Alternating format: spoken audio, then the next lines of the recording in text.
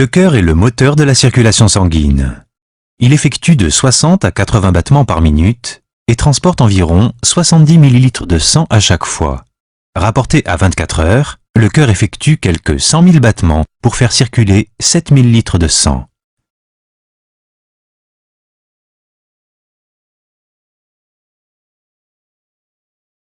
Cet organe comporte 2 ventricules, surmontés chacun d'une oreillette.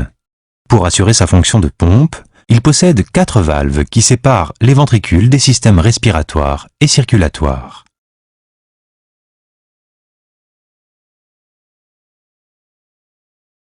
L'oreillette droite collecte le sang pauvre en oxygène.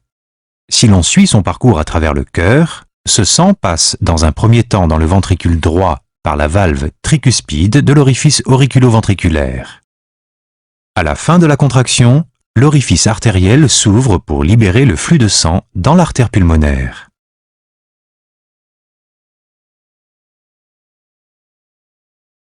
Le sang qui s'est chargé d'oxygène au cours de son passage dans les poumons est évacué par les 4 veines pulmonaires et rejoint l'oreillette gauche. La valve mitrale permet au sang de pénétrer dans le ventricule gauche au cours de la diastole.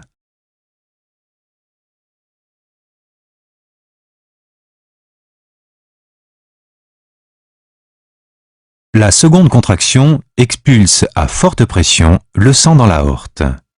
À partir de là, il se répartit dans le reste du corps. Pendant la phase de relâchement du cœur, la valve aortique se ferme et le sang chargé d'oxygène coule dans les artères coronaires droite et gauche.